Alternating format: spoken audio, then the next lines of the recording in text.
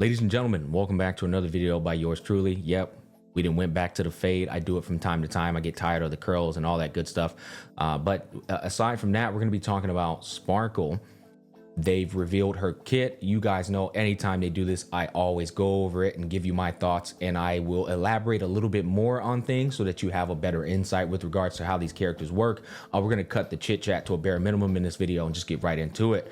But we're also going to be going over her signature light cone, and I will explain to you whether I think that's worth investing in versus the options that we have available in the game. But we got a lot to talk about, so let's get to it. Okay, so starting off with her traces, we have the first one, which says get additional energy upon using her basic attack, which obviously this is a good thing. In case you don't know, every unit in the game will generate 20 energy unless they have some extra intricate detail, such as this, that says they get even more energy. Now, generally, it'll probably be somewhere around what equates to a skills energy funneling, which is 30 energy. This is good.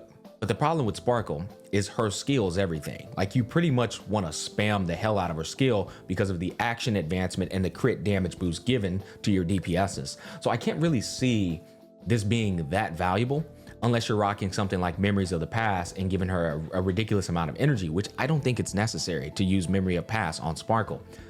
Here's the problem. You can't one-turn ult with her unless you have some ridiculous investment situation. Basically, S5 Memories of Past plus Ron May's signature light cone that gives 10 energy to your whole party upon entering battle. That scenario, if you rock an energy recharge rope on Sparkle, then she can one-turn ult. But it's not that serious. Like, I don't think it's worth doing because her signature light cone can offer much more value to the team, and she's one of those units that just doesn't have to one turn ult. She doesn't need to. Her buff is so freakishly strong that if you ult on the second turn, you trust me, it's going to make up for her not ulting on the first turn. So this is good, but kind of unnecessary. Because as I said, if like out of 10 times, how many times are you going to use her basic attack over her skill? Maybe twice, and that's about it. She has very low energy cost to get her ultimate up, so this is good, but yeah, you're pretty much spamming skill, man. Not to mention, I know I'm yapping a lot on this first trace, but it's just important to give perspective. She also has incentive to use her skill because she gives damage bonus to your team when you use her skill. So, we'll go over all of that. It'll make sense in a bit, but I just think this trace here is it's okay. And I'm not a fan of Memory of the Past on her. I think it can be used on other units. Now, second trace, the crit damage boost effect provided by the skill will be extended until the start of the target's next turn. So if you've been keeping up with I made a tier list for Sparkle with regards to who's gonna have the most value with her. And then I talked about how to build her. I've been talking about this perk. This is such an invaluable perk for Dr. Ratio, even Jing Yuan. Both of them can do things once they are outside of their one turn duration, right? Like Dr. Ratio, if you pop his ult and then you auto attack with other units, he follows up with his follow-up attacks. This is so massive for a unit like that. Jing Yuan is going to be the same exact concept. His stand, his Lightning Lord, it doesn't stay inside of his one turn duration. So if you do a skill with Jing Yuan and his stand is going right after that, it's outside of the one turn duration. So somebody like Bronya, her damage bonus goes in the trash because her skill only lasts for one turn unless you have her, I think, E6. So this is huge because of things like that. Topaz, just like Jing Yuan, when you use her Numbi, or like let's say you auto attack with her or skill with her, Numbi's gonna spin, and if Numbi goes up again, that second Numbi is outside of the one turn duration. So somebody like Bronya, again, damage bonus down the drain. But with Sparkle, because it lasts until the next time they go again, Numbi and like Topaz and Dr. Ratio and other characters, I'm not naming everybody off the top of my goddamn head. Grandpa Smack can't remember everyone, but everyone off the top of my head that were applied to those type of scenarios I just provided, they're going to reap the benefits of that. That's massive. On the other end of the spectrum, people have been saying, oh, Sparkle Bronya, put them together, you go infinite times. When Bronya advances somebody forward, she's going to end this buff, right? Because the next time they go, the buff expires. So people, I think they failed to like realize that little meticulous detail. When Bronya advances the person forward and you're running Sparkle and Bronya on the same team, Sparkle's buff now expires, and it's a massive crit damage buff. Now it's okay because they're both so freaking strong with buffs that it's not that big of a deal, but it is a net negative when you run Bronya and Sparkle on the same team because of this. But ultimately, this is very valuable for any units that are dealing damage outside of their turns. It's huge. Or also, if you do an ult outside of your turn, massive. So keep that in mind. Really, really strong trace. Increase all allies attack, right? Period. That means everyone gets all attack no matter what elements there are. But then additionally increase the attack further of quantum type allies based on the number of quantum type allies in your team. So if you have 2 quantum type allies, they get an additional attack on top of the attack they're already receiving. If you have 3, they get even more. If you have 4 quantum allies, mono quantum, you get a ridiculous amount of attack. Now, who doesn't reap the benefits of this? I said this before.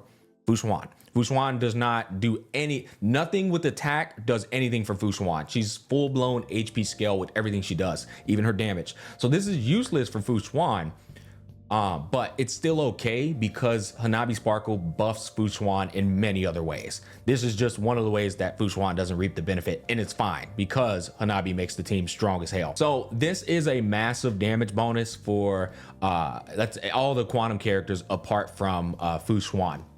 And it's also a massive, not massive, it's a decent bonus to every other unit that's a DPS outside of quantum units because they do get a nice little attack percent boost. Okay, so now on to her technique. Using the technique grants all allies misdirect for a certain time. What's misdirect do? Well, it makes you pretty much invisible. Nobody can detect you. This is nice when you are going around, roaming around the open world and you don't want to fight enemies. Usually I use Scooby-Doo to fear everybody and get them away from me, but just not being detected at all is obviously even more nice. So there's a couple of more scenarios I'm sure you guys can think of, but that's cool. But the real important part of this technique is coming up. When you enter battle, you recover skill points with Sparkle. Now, this is a compound benefit when you take into consideration her, I believe it's her talent. Here we go. So technique, you recover skill points when you enter battle. Talent gives you 2 additional skill points when you enter a battle permanently. As you see down here, there's 7 skill points in total. So before Sparkle, it's always just been 5. Now Sparkle, if she's on the team, you have 7 whole skill points when you enter battle, and then the technique recovers more skill points. When you go into battle, you start off with 3. You start off with 3 skill points, no matter what, unless you have the healing set 4-piece bonus, then you start off with 4 because it gives you an additional one going into battle. But you start off with 3. With Sparkle, when she pops that technique, you're gonna start off with more than 3. Unfortunately, they didn't reveal the number. Don't rest assured, just a little bit more patience, you'll be able to see that. But this is massive for Imbiber Lune, for QQ, and any skill point greedy team. Sela, skill point greedy as hell. Base form Dan Hung, incredibly skill point greedy. A number of units that are skill point greedy are always spamming skills and eating up your skill points. Doesn't have to be DPS, it can be supports too. Like, I don't know, maybe you want to just continue to cast Yukong's skill. You can think of a couple of examples. This is so huge for those team comps. That's why I was telling y'all Imbiber Lune and QQ are going to be freakishly strong with her because they're never going to run out of skill points. And then when she pops her ult, where's her ult at? I know we're all over the place. We'll come back to all of that stuff. Recover a certain number of skill points for the team and grants all ally ciphers. So her ult recovers skill points. So you're just like, it's insane, bro. Like in the hands of masters, Sparkle is going to be an absolute beast, breaking out some crazy team compositions because of that. But where are we at? I was all over the place. Okay, so we're at technique. Now we're going to move down to basic attack. We already went over this. You just recover additional energy when you use her basic attack, but you're going to be skilling more often than not, unless your Sparkle can go 3 times in a cycle consistently, which she can with enough speed and builds. You're not going to use the basic attack a lot, I'll be honest. But moving on, we have her talent, which we just came to. When Sparkle's on the field, we already talked about it. You recover her skill points, right? But then the next part, which is important, whenever an ally consumes a skill point, ally, which means anybody on the team, including Sparkle, all allies have an increase in their damage dealt. You get a damage bonus. This effect lasts for a certain number of turns, a long time, and can stack up to a certain number of times. It's not a long, I'm not gonna say a long time, but it's long enough, okay? So it can stack up to a certain number of times and it lasts a certain number of turns. Keep in mind, hypothetically speaking, let's say it can stack up to 3 times. That would be insane. Skill: increase the crit damage of a target ally for a certain number of turns. Crit damage, and this is a massive crit damage bonus. It's very similar to Bronya, where it scales off of how much crit damage she has, but then gives you an additional flat amount on top of that. And yes, in that regard, in terms of percentage space, it power creeps Bronya's bonus. So that is ridiculously massive. And like I said, that lasts until the end of your DPS's next, or the beginning of your DPS's next turn. We already went over that earlier. So the skill in conjunction with her talent is what I was telling y'all about. It's incentivizing you to use her skill, because every time you lose a skill point, here we are. Whenever an ally consumes 1 skill point, damage bonus gets given to the team. So with Sparkle's skill, every time you're skilling, remember I told y'all there was an incentive to do it? This is what I'm talking about. Your skill is going to give you a damage bonus to the team, as well as crit damage to the person you're targeting, and advance them forward. So it's all kinds of incentive to spam Sparkle's skill over the basic attack. That's why I was trying to tell y'all. And then to tie all that into her ultimate, when you pop her ultimate, all allies with Cypher are going to receive a damage bonus amplified by the talent.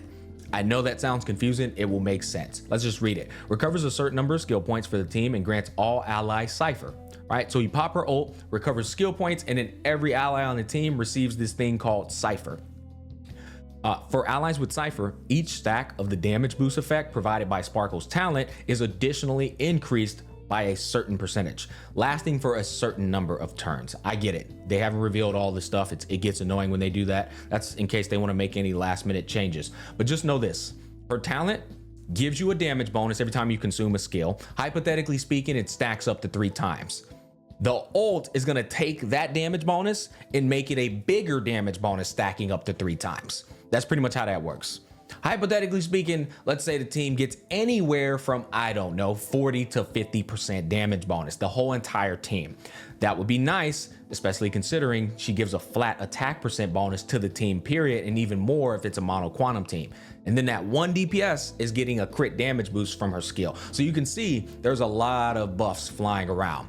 And then most importantly, the action value advancement can enable your DPS to go an additional turn. If you know what you're doing with Sparkle, she can make your DPS go 3 times.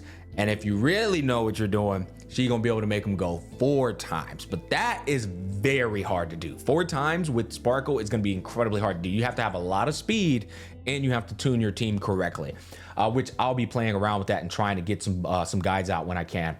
So that's everything in that. Let's go over to her light cone. Her light cone's right here. It's Earthly Escape Aid. Escape Aid? What the hell kind of name is that? Anyways, level 80, these stats are identical to Bronya's signature light cone. So it's the exact same stats, not higher, not lower, exact same. This is the most important stat for Harmony characters. Usually they're the ones getting popped in the head a lot for whatever reason. Their taunt value, even though it says 100, they still get hit more often than not. But not only that, you want your Harmony units to survive the whole battle, and you want them to be tanky, especially if you're doing 0 cycles and sweaty content. So 463 is very good for Harmony units. It makes them so much more tanky because all the defense percents that you have in their build are going to multiply off of that bigger defense flat value or base value. So that's huge. 529 is also high amount of attack for Harmony light cones, so that's huge. And then the HP is decent. Now coming over here, you get a flat 32% crit damage increase, which is going to increase how much crit damage she gives, because you have the amount of crit damage she gives is based off of how much total crit damage she has plus a flat amount. So this helps with that off rip, but that's not the good part. The good part is this shit right here. While the wearer has mask, the wearer's allies, yes, everyone, has their crit rate increased by 10% and their crit damage increased by 28%. Now it does say the wearer's allies, so I don't think Sparkle gets it herself or anybody else you would be wanting to put this on. It says the wearer's allies, so I don't think she's going to receive that, unfortunately. But the wearer's well, maybe it does, because why would this not give her the 28% crit damage boost? I'm not sure about this one. I'll have to wait for her light cone to come out.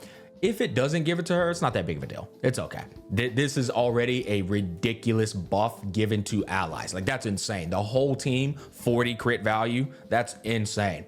But how does it work? At the start of the battle, you already have the mask for 3 turns. So just free uptime on this 40 crit value given to your team or your party members. That's insane. But then to re-up it, for every 1 skill point the wearer recovers, they gain 1 stack of Radiant Flame. And when the wearer has 4 stacks of Radiant Flames, all the stacks are removed and they gain mass lasting 4 turns. Basically, if Sparkle pops her ult, this gets reactivated, which means she has infinite uptime for your team to have 10% crit chance and 28% crit damage. That's a broken light cone. These Harmony light cones are insane. Ron May's light cone's broken, and this light cone's also broken. Like, dude, what the hell? And here's the crazy thing. If you put her and Fu Xuan on the same team, which you would in Mono Quantum Pops, your team has 20% crit rate for free. 20% crit chance between her and Fu Xuan is insane, because you rock crit damage body and still have a very high crit damage threat or crit rate chance with a crit damage body. All I think about, seriously, is Silver Wolf.